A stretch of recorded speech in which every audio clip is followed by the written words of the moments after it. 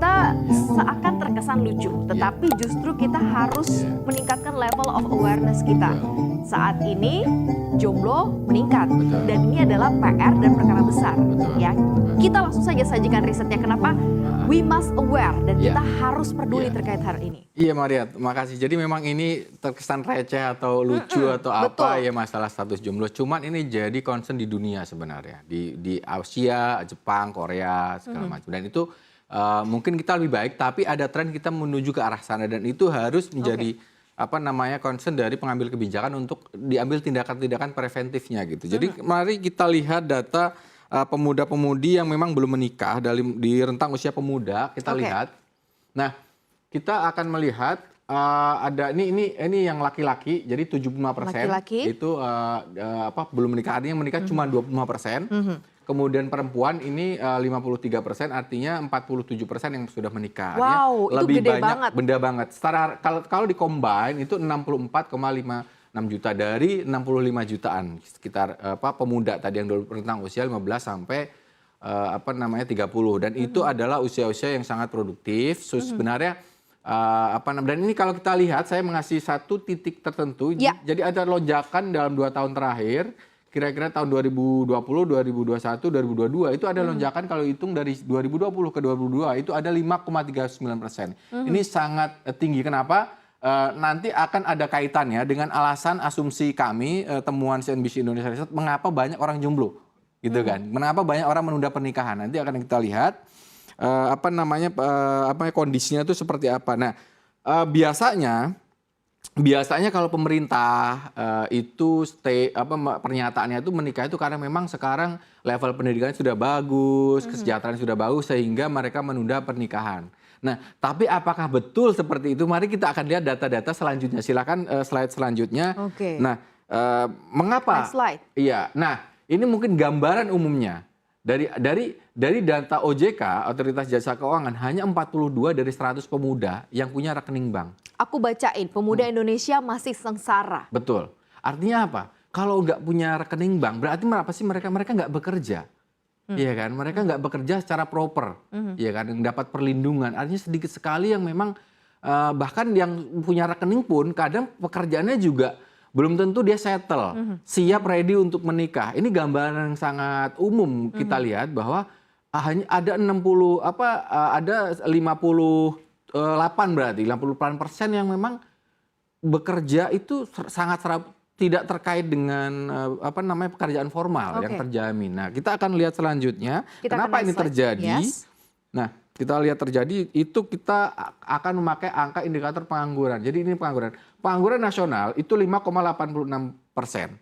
Nah, ini memang steady dan ini sebenarnya pengangguran normal untuk sebuah negara.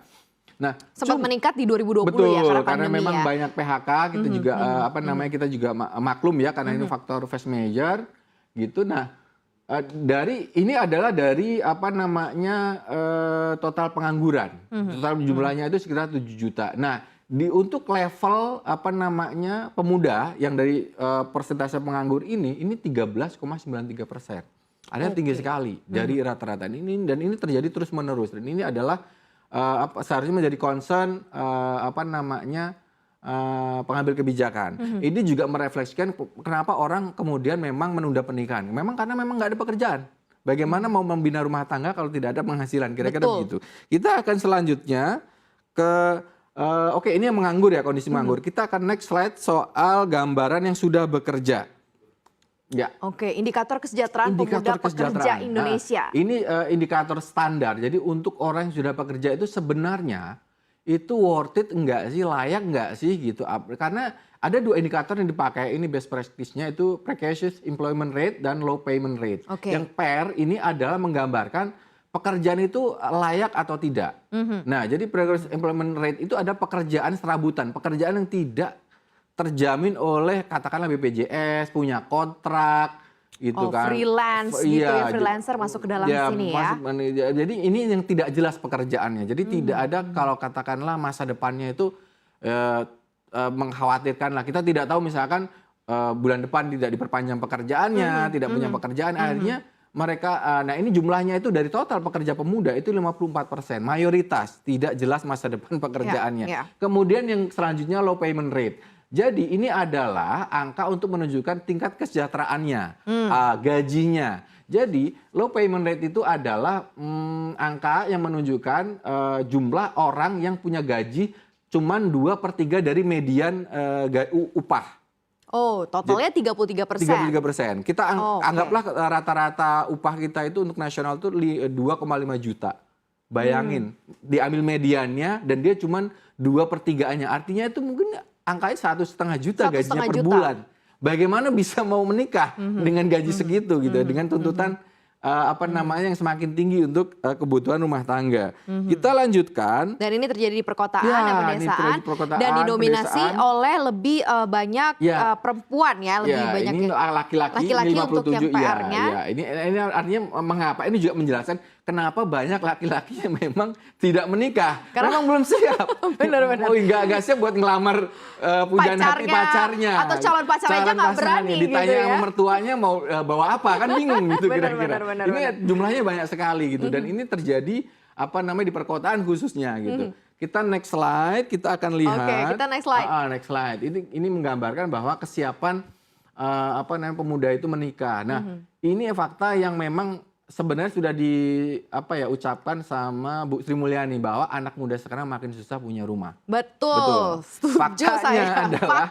Betul. 84% pemuda itu tinggal sama orang tuanya. Gitu. Dan yang punya kontrak ini 6% sedikit sekali gitu. Jadi yang punya sendiri itu ini memang ini kategorinya di sini ada yang punya pribadi, ada yang punya keluarga, tapi mayoritas punya keluarga. Jadi milik keluarga itu artinya punya dia atau dia tinggal tempat orang tuanya. Dan itu banyak sekali gitu. Jadi memang kesiapannya. Jadi ini juga jadi faktor untuk pasangan muda untuk menikah gitu. Mereka belum punya. Jadi dan ketika menikah pun mereka sudah memikirkan punya rumah susah gitu. Dan jangan lupa ada 12,75 juta backlog. Ada orang yang tidak punya rumah itu sampai 12 juta. Mereka biasanya tinggal di Pondok Mertua Indah, ya kan? Mereka tinggal tempat keluarga, ngontrak dan itu gambarannya. Artinya susah untuk membina rumah tangga dengan prospek dan misalkan di rumah KPR kita suku bunga itu kita itu nomor 2 tertinggi di ASEAN. Itu jadi problem kalau memang mau menikah. Kita mau beli rumah di mana, biayanya bagaimana. Nah itu banyak sekali relate dengan kondisi teman-teman pemuda sekarang. Soal KPR sih bisa satu your money your vote ya dibahas ya. Bahas ya. Karena panjang sekali ya. Jadi kemudian kita akan next slide. Kita next slide. Next slide kita lihat. Kita lihat ke tren pernikahannya. Iya benar. Oke. Apa dampak dari kesulitan ekonomi tadi? Kenapa ya menyebabkan ini gambaran akibatnya adalah tren pernikahan itu menurun tajam. Ya, tinggal 1,7 juta. Data terbaru 1,9 juta. Tadi saya sudah konfirmasi dengan narasumber. Jadi memang itu ada penurunan sekitar 25% dari 2,5 juta di tahun satu dekade yang lalu. 2012. Jadi setiap tahun itu ada yang menikah 2,3 juta pasangan. Sekarang tahun itu cuma berikutnya turun gitu ya. Sekali gitu ya. Jadi ini jadi gambaran bahwa kami ingin menyatakan ke pengambil kebijakan bahwa menikah itu sekarang itu bukan hanya karena orang itu well educated segala macam. Ini masalahnya nggak ada uang. Benar. Tapi surprisingly gitu. Mas Maruf ini menarik 2020 yang katanya pandemi malah tinggi. Naik lagi loh di situ ya. Ini mungkin pada gabut jadi menikah aja. Merit aja deh gitu kan daripada ini menarik mungkin bisa diulas lebih dalam tapi ini trennya menurun gitu. Jadi ini dan saya tidak menyertakan angka perceraian juga tinggi gitu kan. Jadi juga menyebabkan nanti dampak psychological effect ya untuk ngapain saya menikah kalau kemudian banyak yang bercerai gitu kan. Itu nanti kita ulas dengan narasumber kita. Nah, kemudian next slide dampaknya dari ini kita lihat. Oke. Kita ke rasio proyeksi penduduk dependensi ya. rasio ke hasil proyeksi pertumbuhan penduduk. Jadi ini yang dikatakan Pak Jokowi tadi dalam pembukaan di depan tadi bahwa kita itu punya tren di sini. Ini adalah deadline-nya.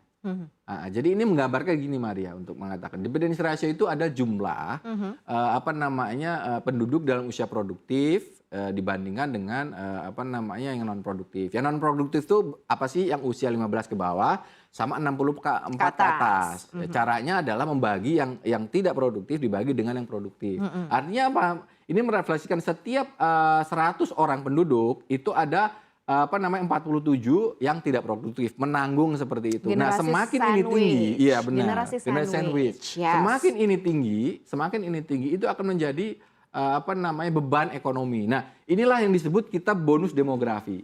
Iya kan? Nah, cuman kita tadi sudah memaparkan konteksnya apakah benar kita bisa memanfaatkan bonus demografi tersebut. Kenapa? Karena banyak pemuda yang faktanya memang nyari kerja susah, pekerjaan juga belum stabil gitu. Nah, nanti mungkin kita bisa mencari solusi dengan narasumber bagaimana mengajak orang untuk kalau udah waktunya menikah, kemudian pemerintah juga untuk menyediakan katakanlah kesiapan secara finansial, lapangan pekerjaan yang bagus, yang layak, seperti itu Maria. Kalau dilihat dari urgensi, sebelum nanti kita godok lagi sama narasumber, ini sangat urgent, biasa aja posisinya kehadiran negara memperhatikan soal hal ini, Mas Maruf. Jadi gini, kalau ini sudah menjadi sebuah kesepakatan umum bahwa sumber daya paling utama untuk sebuah pembangunan itu sumber daya manusia. Dan khususnya itu pemuda. Itu sudah jadi teori umum. Karena sebuah negara yang ingin maju, apalagi Indonesia ingin keluar dari jebakan negara berkembang, itu butuh pemuda yang memang sejahtera. Ya artinya apa? Mereka juga produktif secara pekerjaannya, penghasilannya banyak, konsumsinya juga meningkat. Kenapa? Karena pertumbuhan ekonomi itu 50% ke atas itu ditopang oleh konsumsi. Bagaimana kalau nggak ada penduduknya? Atau penduduknya ada tapi tidak punya daya beli yang kuat. Nah itulah kenapa sumber daya manusia yang bagus, yang berkualitas itu penting untuk kita keluar dari jebakan middle income trap.